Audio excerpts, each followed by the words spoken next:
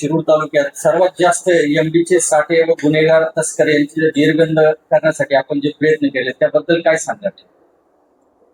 मागील 6 महिन्याच्या पासून माननीय पोलीस अधीक्षक यांच्या मार्गदर्शनाखाली LCBची टीम व शिरूर पोलीस स्टेशन यांच्या संयुक्त विद्यमाने फार मोठ्या प्रमाणात कारवाई करण्यात आलेली आहे आणि आता अजूनही कारवाई सुरू आहे. त्याच्यामध्ये यापूर्वी 21 कोटीचं अवैध ड्रग्स जप्त करण्यात आलेला आहे आणि त्याचबरोबर मागील 15 दिवसापासून जवळजवळ 4 MDच्या केसेस करण्यात आलेल्या आहे आणि एका गुन्ह्यामध्ये अजून आपण तपास चालू आहे.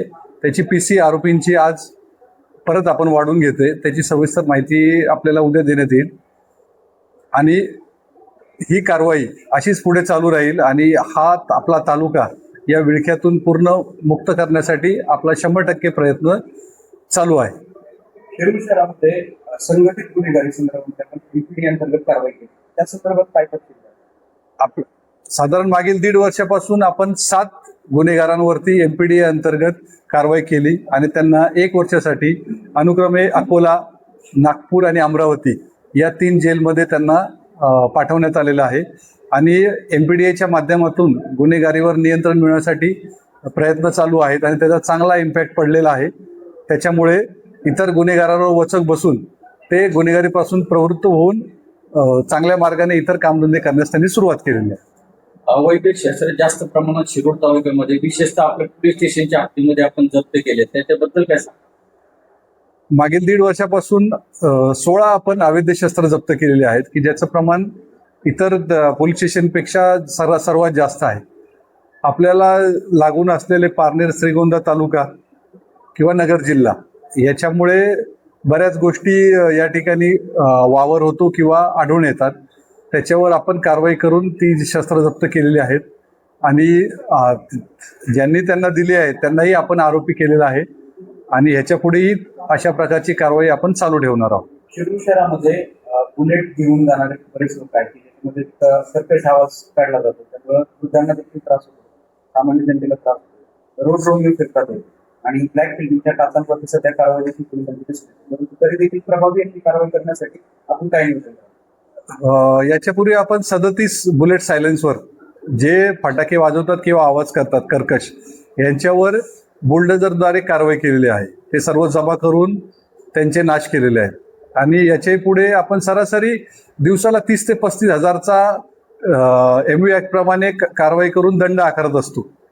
आणि ब्लॅक फिल्मिंगचं जर म्हणाल तर मागील आठवड्यापासून आपण त्याच्यावर कारवाई सुरू केलेली आहे. याच्यापूर्वी फक्त आपण दंडात्मक कारवाई करत होतो, आता आपण त्या गाड्या फिजिकली पोलीस स्टेशनला आणून त्या फिल्म सगळ्या काढून घेतो आणि नंबर प्लेट नसतील तर त्या नंबर प्लेट लावून घेतो नवीन. अशा पद्धतीने कारवाई चालू केलेली आहे. आपण या पोलीस स्टेशनचा चार्ज घेतल्यापासून आपल्याकडून जनतेची अपेक्षा होती की सिंगल स्टाईलने आपण अधिकाऱ्यांनी काम करावं, पण कायदेशीर व माननीय न्यायालयाच्या आदेशानुसार योग्य पद्धतीने गुन्हेगारांना झडप आणि नागरिकांना दिलासा कुठेतरी प्रमाणात मिळताना दिसतोय. ते याच्यापेक्षा ठोस कारवाई का असेल तुमची विषय? या सद्यस्थितीमध्ये मागील 1.5 वर्षापासून आपण बॅलन्स करून कारवाई करतोय. म्हणजे गुन्हेगारीवर आपण बऱ्यापैकी वचक ठेवलाय प्रिव्हेंटिव्ह कारवाई करून. उदाहरणार्थ आपण 16 तडीपार केलेत आणि 7 MPD केलेले आहेत आणि जवळजवळ 4000च्या वर इतर 110 प्रमाणे किंवा 107 प्रमाणे कारवाई केलेल्या आहेत. म्हणजे जास्तीत जास्त प्रिव्हेंटिव्ह कारवाई करून, तसंच मान्य पोलीस अधीक्षक साहेबांची जी योजना आहे गुन्हेगारी दत्तक योजना, त्याद्वारे पण प्रत्येक गुन्हेगार हा ज्याच्यावर 2 पेक्षा जास्त किंवा 5 पेक्षा जास्त गुन्हे आहेत हा प्रत्येक पोलिसाला दत्तक दिलेला आहे आणि तो त्यांची व्यवस्थित माहिती अपडेट ठेवतो आणि त्यांचा मागोवा घेत राहतो आणि त्याला सुधारवायचा प्रयत्न करतो किंवा त्याची गुन्हेगारी नियंत्रण आणण्यासाठी प्रयत्न करत असतो. अशा प्रकारे सामूहिकरित्या काम चालू आहे. जे काही MD ड्रगचं प्रमाण सध्या वाढलेलं आहे त्या संदर्भात अनेक लोक आपल्याला माहिती देखील पुरवतात, तर त्यांची नावं गुपित ठेवून खबर देणाऱ्याला संरक्षण देण्यात यावं या संदर्भात आपण काय सांगतो? नाही, आपल्या द्वारे मी आवाहन करतो आपल्या माध्यमातून की जे काय असेल तर तुम्हाला जर काही वाटत असेल तर मला डायरेक्टली सांगा. सर्व गोष्टीची गोपनीयता ठेवण्यात येईल आणि जेवढी सक्त कारवाई आहे तेवढी करण्यात येईल आणि सर्वांचं नाव ज्यांनी माहिती देतील त्यांचं गोपनीय ठेवण्यात येईल. सर शिरूरचा सगळ्यात मोठा प्रश्न आहे ट्रॅफिकचा.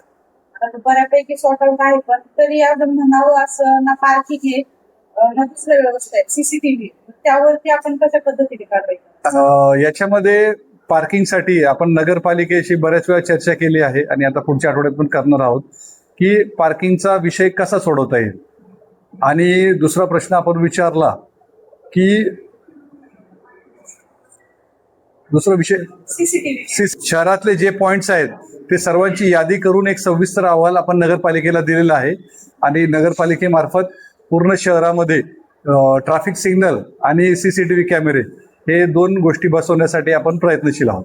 आता बऱ्यापैकी काय झाले, जे दुकानदार आहेत व्यावसायिक आहेत त्यांचे कॅमेरे आहेत ते, पण काही गुन्हा घडला तर पोलीस आमच्याकडे येतील, इन्क्वायरी करतील, तो आमच्या डोक्याला मनस्ताप होईल. ह्या कारणाने त्यांनी ते कॅमेरे दुसरीकडे हे करून ठेवले.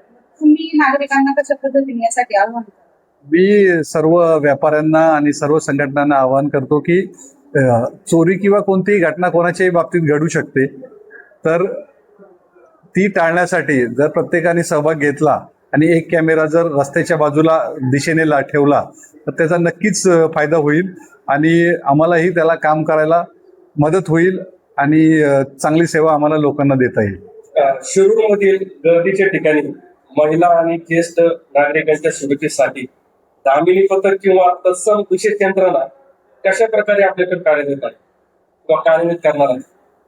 याच्यापूर्वी आपल्याकडे ही यंत्रणा कार्यरत होती, आताही आहे, पण ते प्रकर्षाने जाणवतंय की अजून चांगल्या प्रकारे होणं अपेक्षित आहे. त्यासाठी अतिरिक्त मनुष्यबळ देऊन चांगल्या प्रकारे सेवा देण्यासाठी आम्ही प्रयत्न करत आहोत. तर ग्रामीण भागामध्ये डिक्की चोरी असेल किंवा मोटार चोरीचं केबल चोरीचं प्रमाण वाढतं, त्या संदर्भात आपण कसं नियोजन? याच्यामध्ये आपण यापूर्वी मीटिंग घेतल्या होत्या सर्व चौकी लेवलला आणि सर्वांना ग्राम सुरक्षा दलामार्फत पेट्रोलिंग करण्यासाठी आपण सर्वांना काठ्या दिल्या होत्या आणि शिट्ट्या दिल्या होत्या आणि यंत्रणा चालू होती. तरी पण हे प्रमाण काही कमी झालेलं नाहीये. तरी अजून चांगल्या प्रकारे त्याच्यामध्ये काय सुधारणा करता येईल सर्व नागरिकांशी, जसं उदाहरणार्थ की ज्या डीपी आहेत त्या ठिकाणी जर आपल्याला सीसीटीव्ही कॅमेरे बसवता आले लोकसहभागातून तर त्याच्यामध्ये बऱ्यापैकी पायबंद बसेल. असं उपाययोजना करून त्याला प्रतिबंध करण्यासाठी आपण प्रयत्न करणार आहोत.